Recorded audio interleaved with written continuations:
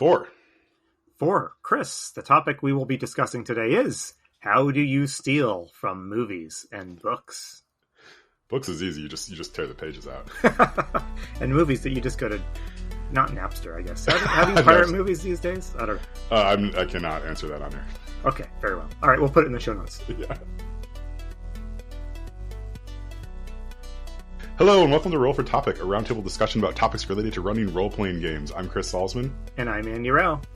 Andy, welcome. Welcome to the I don't know, the fire escape that is Michigan right now. I don't know if you've noticed, but we have some wildfires going on, and it hasn't rained in like 2 weeks.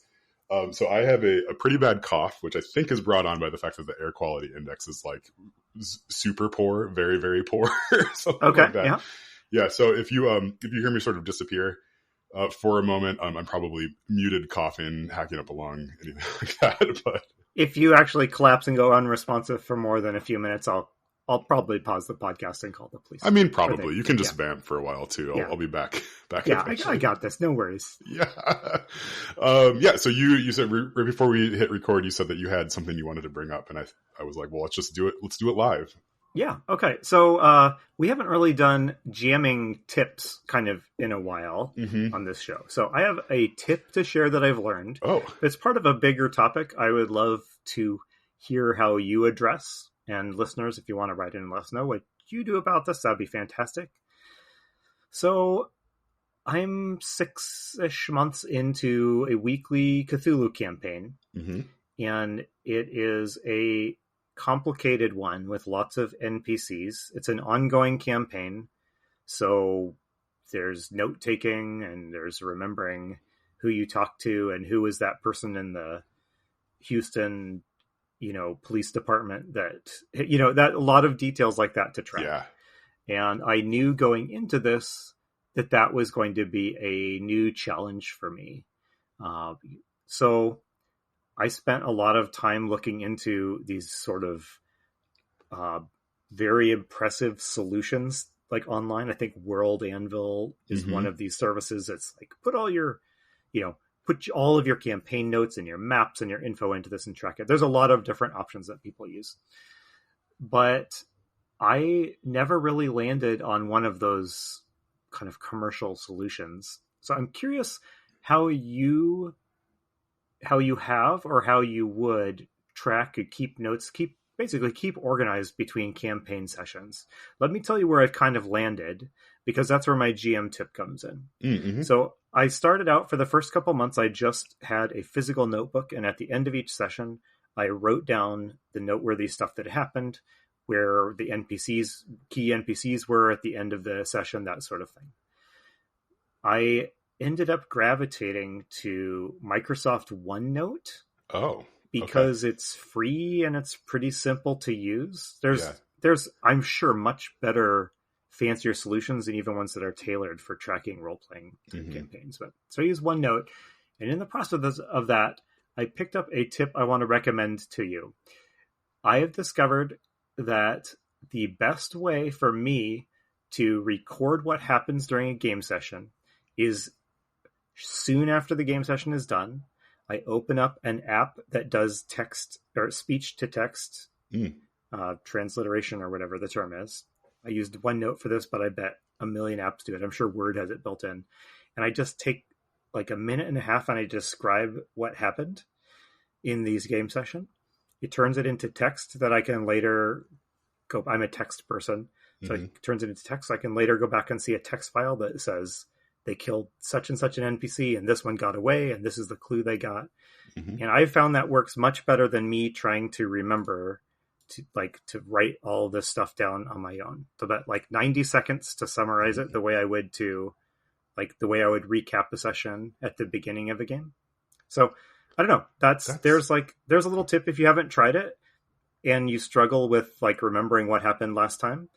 I don't know, give it a shot. So I'm going to stop babbling here and ask you, what do you think about all that? And how do you tackle this? That is really interesting to hear. So, I mean, I think I have not really played around with like the voice to text stuff in years and years, because the last time that I tried it in earnest, it was just not there. Yes. Yeah. But it sounds like, I mean, I think So you're mentioning this. I have a doctor that actually does that too. So he doesn't take physical notes. He just sort of records himself as stuff comes up during our meetings and stuff, and and then just transcribes it right on his computer.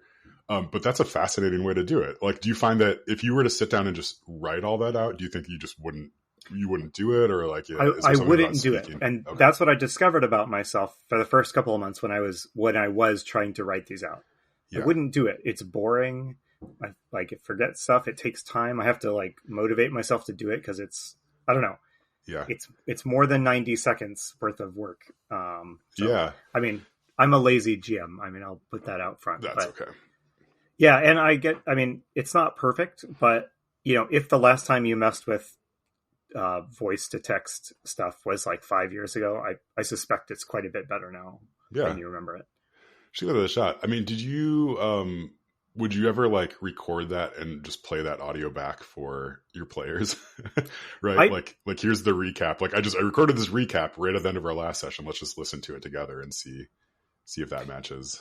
It sounds really dumb. That hadn't really occurred to me to do that, but I guess I don't know why I wouldn't. Yeah. Yeah, I'll give it a try.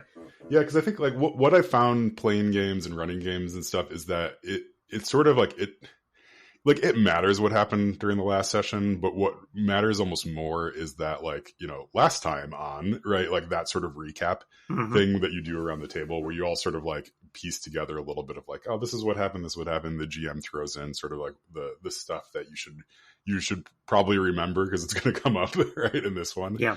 So there's that level of those recaps of play, I think, are useful for sort of restating what we have decided the story is, going forward. But then there are those kind of GM notes of I can't believe they fell for my trap, that I'm going to spring on them. Right. You don't want to give them all that sort of stuff too. But I think that could be pretty fun of you can almost even do it around the table. It's everybody say a sentence of what you want to remember next week. That is interesting. Yeah. Well, I will say this. So this Cthulhu campaign has transitioned intentionally into the Masks of Nyarlathotep campaign, which is well known, also pretty complex, considered pretty complex campaign to run, lots of PCs and NPCs and stuff. And it has been this has been the first campaign I've run in a while where I've really had to wrangle with the balance between how much of this info do I kind of retain myself? How much do I rely on the players to track what seems important and then just riff on what they've bothered to note, track down, and things like that? And I mean, I can't say that we've found the perfect solution to that yet, except that, the players take pretty extensive notes and I take pretty extensive notes, and it's worked okay so far. I think I might've mentioned in a previous show, there have been a couple of times where I knew a key piece of info was in notes that they had taken. Yeah. And so there is that as the GM, how do I kind of prompt them to take a closer look at their notes? Or, one of the players, my teenager, and they'll kind of flip through and they'll be like, oh no, there's nothing in the notes. It's no, I think there is. Yes. So, is that an in-game idea roll? I think that somewhere in your notes is info about this person, or is that just a, step out of the game for a minute and say it's in your notes? There is that recall. If you can recall it yourself, I think there's a lot of joy that can be derived with that. Yes. And if someone's telling you please go to page 2 of your notes, you wrote it down. that might be less fun. Yeah, too much of that, and you feel like you're just kind of hauling your characters through the mystery rather than letting them engage with it. So that doesn't happen a ton. If it did, I would rethink how I'm presenting info and clues to the players, but it's just interesting to think about.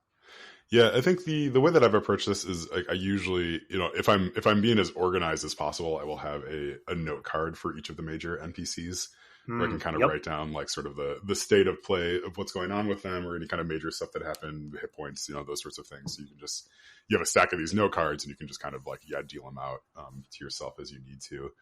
But usually I kind of fall back on the if we don't remember it and no one else remembers it at the table, then it probably wasn't important to the story. So there's that side of it too.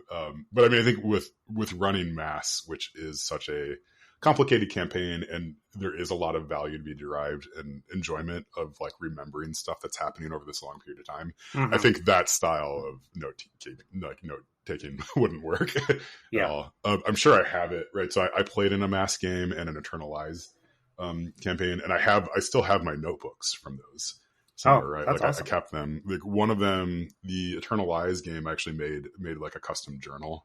Wow! Like that's like, awesome. Yeah, it was super fun. I'll have to dig it up. I'm sure I've showed it to you before. I'm sure I talked about it quite a bit on the podcast before too. But that was really fun, right? And then I filled up probably half of it with notes from that campaign too. Oh, that's a delightful. You and I have talked a lot about just the joy of those physical artifacts of a game. Yeah, you record. It's an artifact from your game. It's unique to your experience of the game. What a neat thing to be able to flip through. Yeah. From a GMing perspective, this is the first time in a while players have had to take, continual extensive notes, and it is certainly possible to, really not worry too much about what's come before and just keep pressing ahead. That's not too difficult. The way I run it is a pretty pulpy campaign, so I could get away with it. But I find that it is a fun incentive to me, as the GM, to realize with all this stuff recorded, why not pull something out of this and make it relevant again, rather than just come up with something, new that they don't have any context for. I think over time it creates a richer experience. Yeah, I think that's absolutely true.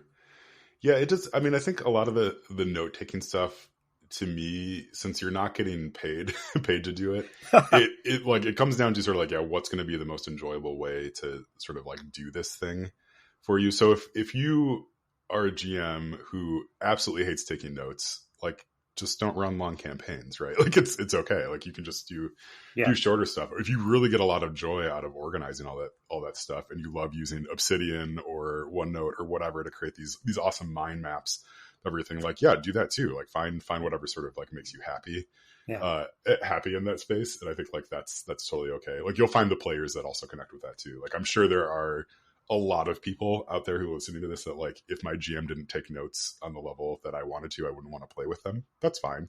Yeah, we're probably not going to have a great time playing together, right? Like if I'm your GM, because it's just like that's not where I'm getting like value out of the hobby.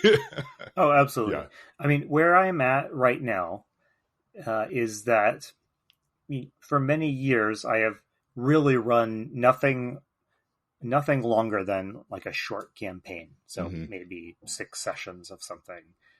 And I am very confident I can do that. Like that's something I enjoy doing. I can do it. I don't have to do a lot of prep to do that. I have fun with it, but I don't know. I'm enjoying challenging myself a little bit.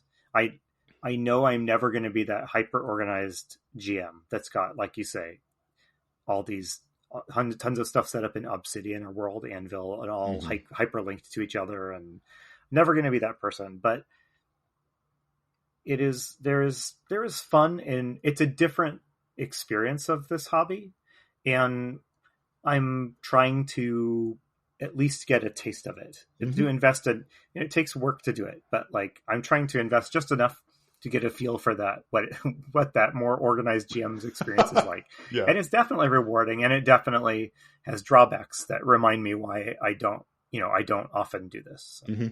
Yeah, your players are playing characters, so you might as well get to play a character of a GM who is organized and put together. That's right. And for this game, I'll be playing an organized GM who takes notes and keeps track of their campaign in between sessions. Yeah, and has all of my life sorted out and no problems. Sounds great. Right. It's like the real fantasy, right, of tabletop role playing games, is that like you get to spend time with your friends. Yes. Well, anyway, I just wanted to share that. Mostly, I wanted to share that quick record your audio tip, because that helped me as a non-planner, non-organized GM to have better notes about what happened. So if you have a different way to do it, actually, I'd be super interested to hear what that is. Yes. So. Yeah, that's cool stuff. All right. Yeah. Well, let's talk about the topic that we rolled. So this is, how do you steal from movies and books? Yeah, and I think what I like about this question is like it is a given that you are stealing from movies and books, not whether or not you should. And I think that's very true. So so do you steal from movies and books, Chris? What's the time that you stole from movies and books? I would like to go back to John Corey, who's been a guest and is one of the hosts of the Splat Book, says this a lot about how like all tabletop games are essentially like role playing different genres. So I think that any idea that I've ever had at the table has been stolen from a movie or a book, although probably somewhat indirectly. I don't think I've ever done the thing where like I steal a scene exactly from something, but everything is very much inspired by. Yeah. Right? Like I think there's always a reference back to like Indiana Jones or Lord of the Rings or whatever it might be, depending on the type of game that I'm running. But I've played in games where it's very clear that like the scene is stolen from a movie or a book. Yeah. In fact, a recent session that I was playing in the Enemy Within campaign that I'm playing in. Matt, our GM, had just stolen a scene from some Western movie, like just for the setup for it. And it was great. Like it was super fun. Like the setup was like exactly from the movie. I can't even remember which one it was exactly, but it was just like, this is the scene that we're playing through it. And of course, like everything went wrong and like it kind of spun out of control from how it happened in the movie too. Yeah. But it was like great for like a setup. Well, this isn't just the podcast where we talk about John Corey, but he also said something with regard to the James Bond RPG. Oh yeah, he's really into that right now. About how. So I have not played this game. I haven't read it. So this is like secondhand reporting. Mm-hmm. So any errors, sorry. Yeah. The way John described it, the kind of published adventures for that RPG are based directly on movies, James Bond movies. So Goldfinger or whatever, except that scenes would be switched out for something kind of parallel to what happened in the movie, but otherwise, fit in. So I don't remember the example used, but whatever. If there's a bank robbery in the movie, the published adventure would follow the same plot, except that action scene would be another type. You can only rob banks. I'm sorry. Yeah. What else do people rob? That action scene would be like a gas station, but that's not very James Bond. I mean, the same type of scene, but just the details are changed enough so that you don't feel like you're just walking through the exact footsteps of the film characters. Yeah. And I don't know, I've been thinking about that ever since he described it, partly because I just don't know that I've heard anything quite like that in the role-playing world before. I mean, I've played and seen plenty of games that do genre emulation, but straight up, the very idea of like straight up playing through like the story, like a story taken straight from a film or a book, like that. I don't know. That's not something I've seen done. Partly because it seems instinctively off-putting to me. I'm intrigued by the idea of mostly doing it, but trying to find the exact right number of details you need to change in order to make it feel like something fresh and unique for the players versus, Yeah, no, it's a really fascinating idea. I mean, I don't think you'd have to change much, right? Like, I mean, because if the players are inserting themselves sort of into the scene and the names are changed to protect the innocent, right? Like that. Like those little details and like whatever the MacGuffin is or the plot point. I mean, I'm also a simple man though. So I mean, if you just gave me beat by beat the plot to some James Bond movie and like swapped out a few things like that, I'd be like, oh, this is great. Like yes, yeah. And I think, I mean, if you had the right table, I think that could work really well. Like my mind immediately went to like if you did that with like the Matrix movie, like the first Matrix movie or something like that. Like there's a lot of great set pieces. I mean, right. That's like there's sort of the whole thing, right? Is a bunch of set pieces there, but I mean you could rip off any of those and just drop them into an action sequence, and I think it'd be amazing. Yeah, like the scene where they enter that building and they can like shoot their way through everybody, like that's a great setup, right? It's like choose your weapons, like everybody knows you're coming in there, you're going in there, like how are you going to approach this thing, right? And there's a bunch of pillars. So my sense is, so obviously for some people and maybe for you and me when we're in the right mood, it's fine to just say, hey, we're gonna lift this scene from Empire Strikes Back and just basically play it as is. Yeah. However, I do feel like, generally speaking, most players and GMs want it tweaked a certain amount. And that makes me think that maybe, I'm going to throw this out there, maybe the key to stealing from another medium is to take like one element, to find something you like, a scene you like, and take one thing from that scene and pull it over into your game. Yeah. So here's an example. When I was running Call of Cthulhu in the 90s, one of the first successful campaigns I ran, I was playing this video game called Clive Barker's Undying, which is one of the great underappreciated gems of horror gaming. But that's for our other podcast where we just talked about video games. Yeah. Anyway, that game, I loved. That game centers around this creepy family, this super creepy family filled with these awful, villainous, but intriguing characters. I love those characters. The plot of the video game wouldn't really work in Call of Cthulhu at all, but I lifted those characters. I don't even know that I changed their names, and I pulled them straight over into my game. And I just tried to let those characters affect, my campaign in the way that their natures would lead them to do. And it led to a pretty successful campaign. I didn't feel like I had just made them replay the video game Undying in tabletop form. And nobody minded when I upfront said these characters are heavily inspired by or maybe just stolen from this video game you've never heard of. Yeah. And I don't know. So that, just thinking about that stuff and about, what makes these great action scenes, find one or two things, maybe pull them in, and then see how those things interact with what you already have. I think that's the key. Yeah, it's like how it interacts with what you're doing there. Yeah. Like if you take an NPC directly from a movie and plop it into your universe, like they're not just going to say the lines from the movie, right? Like they're gonna interact with it in a different way. I think like another element to this is for me, and I think this is the thing that I probably do more is just like referencing back to movies and books for like scene descriptions or like character descriptions. Yep. As well. Right. Like the shorthand of like, I don't know, like what elves look like in Lord of the Rings, right? Like that's a really useful thing so you don't have to stop and sort of describe to everybody and make sure everybody's on the same page of like what an elf looks like. It's just like, well, you know what Legolas looks like, right? Like, yeah, so you kind of look like that. But in my games, it's usually Keebler elves, but, okay, but your point is taken. Yes. Yeah. You are a monster. Can you think of a scene, and I guess I'm thinking kind of action scenes because those tend to translate well into RPGs.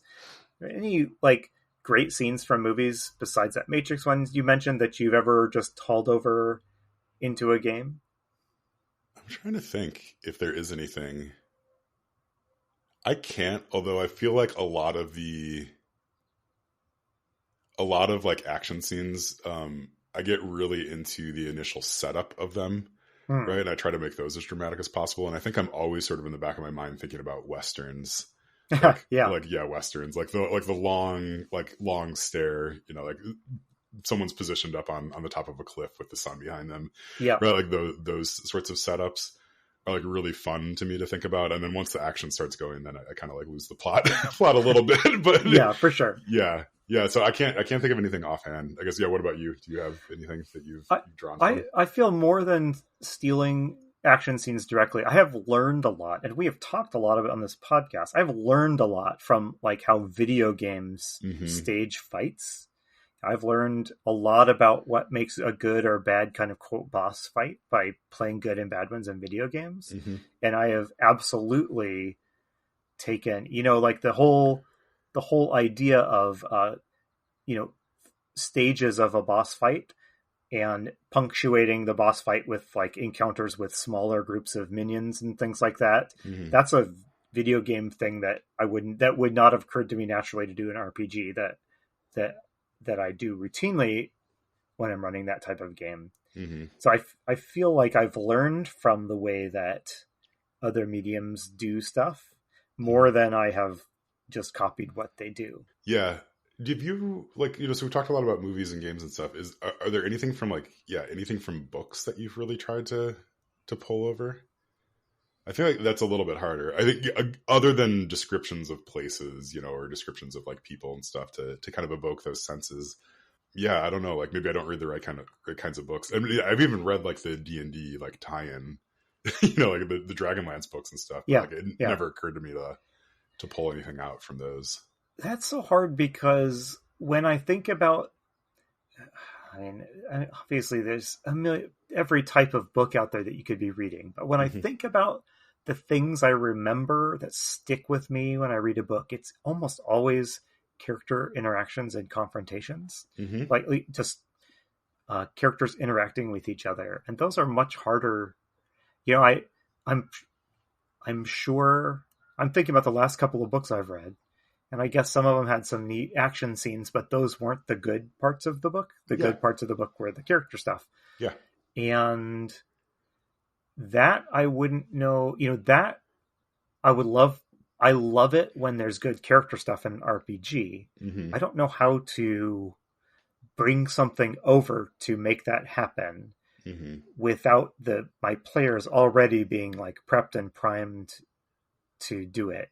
Yeah. So, I mean, like the closest I can think is, when I played in my recent Star Trek game, people acted in ways they wouldn't act if they weren't familiar with Star Trek. Like we were all consciously, this is Star Trek, so act like a Star Trek hero would act. So that, I mean, so we were all participating in the, like, let's, I don't know.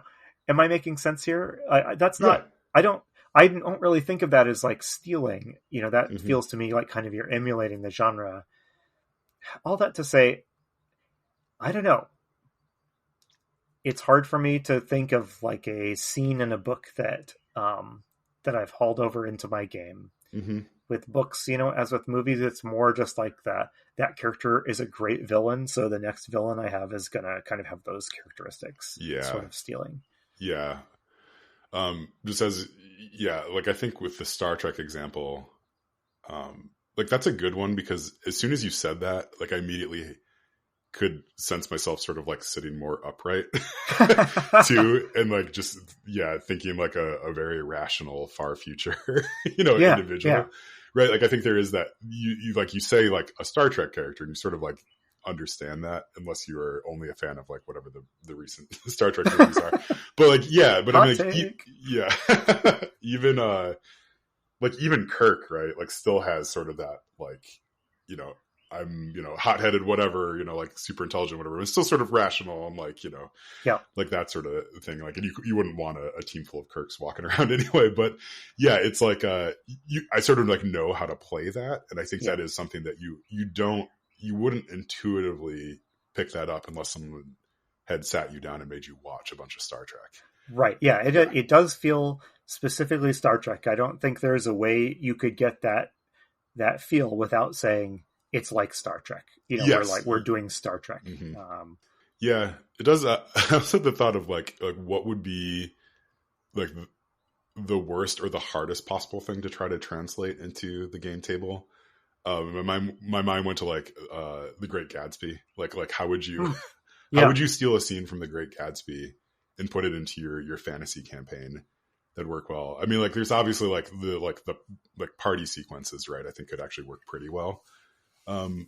Like ported over a little bit, but I don't know. Like I think there's a sense like you were getting back to what you were saying with books that like the interesting part about like literary fiction in particular is the psychological interactions between characters and not so much the action sequences. Although I would make the argument that all the good literary fiction does have a lot of interesting action in it too. But for sure. But there's just types of experiences you could have in a book that are just awfully hard to do in an RPG in a group of people.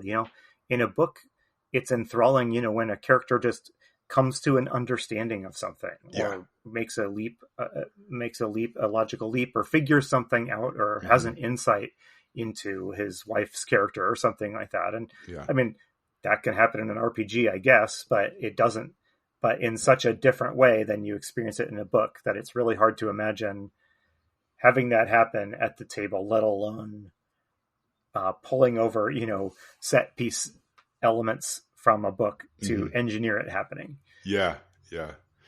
No, this is good stuff. It's making me wonder about maybe being a little bit more intentional about that theft, and trying that. Like, I mean, I think there's definitely some action sequences. I mean, like, pick anything from Indiana Jones, right? And like tweak a couple things, and like that'd be a fun time. My mind kept going to Indiana Jones throughout this conversation, because when I think of what movies have scenes that seem like they would just be really fun to experience in a game. I mean, Indiana Jones has got to be very high on that list. So I was even thinking, like, have I stolen Indiana Jones, action sequence? What makes those action sequences great? It's that even with those sequences, what makes them fun is not really what maybe most tabletop games, not the experience that they're geared to producing. Like, what is maybe this is different in kind of this more modern era of consequences and success with costs, but Indiana Jones action sequences are great because Indy is just scrabbling to keep on top of whatever the latest disastrous development just occurred, right? Everything he does, it like causes something worse to happen, and now the plane is on fire and whatever. Now the boulder is, and certainly, I guess, possible to do that in an RPG, but, just taking an Indiana Jones like action scene, like, okay, there's like 6 Nazi soldiers over here and they all have machine guns. Yes. And here's a big Egyptian statue here.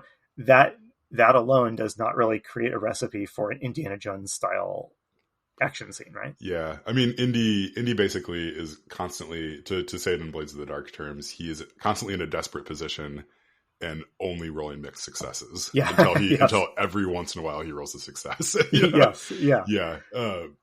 I mean is great for keeping the action going. I think it's hard to know without having a team of writers sitting down and hashing it out for months at a time, like exactly how to modulate that, and like when to be like, okay, and now he needs to actually get out of the situation before it keeps making it worse. But I mean, like, I'm just thinking about like the tank scene from Indiana Jones.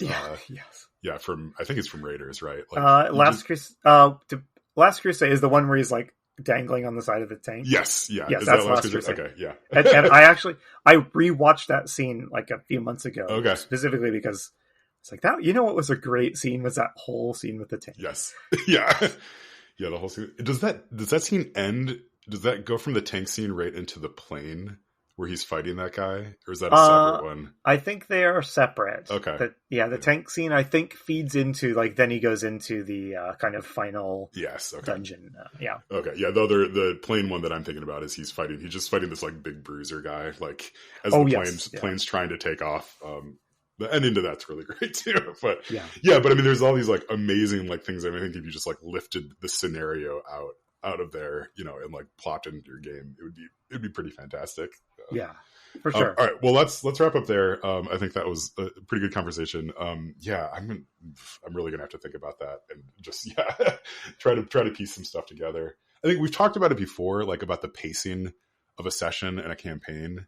And I mean, I think, like, I almost wonder if you strung together some of these as like sort of your pacing mechanic, like of like, and then the thing that you're adding is sort of the tissue to get between those set pieces. I think that could be a fun way to put together a campaign. Yeah.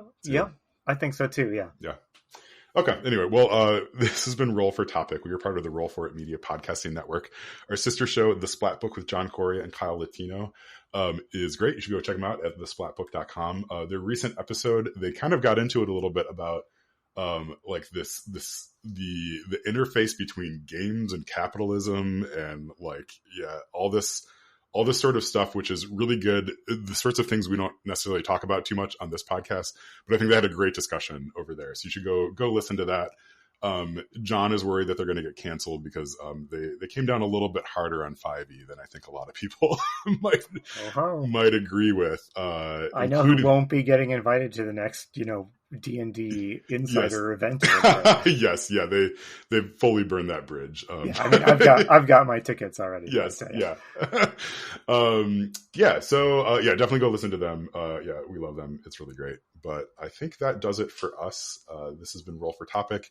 We are heading into the summer. I guess just a quick kind of programming note. So we might do a couple different things here, and we've got the con coming up and stuff. I know we've got a lot of travel and things, so just please bear with us. We will keep putting out podcast episodes. They just might not all look exactly the same as what we have during the non-summer times. But yeah. So Chris, I just want to pause here at the very end. How's the condition of the air doing? Are you going to just collapse and faint as soon as we sign off here? Yes, my throat has been steadily getting drier and drier as we've been going on. Okay. Yeah, I was joking earlier that I just want to go find like a swamp or a bog to go live in for a bit until we can get some rain here. So the newest superhero sensation right there. Yes, is the swamp bog man who just wants some humidity. Yeah. All right. Yeah, well, I've been Chris Osmond. I've been Andy Rao. Remember, if your players are having fun, you're a great GM.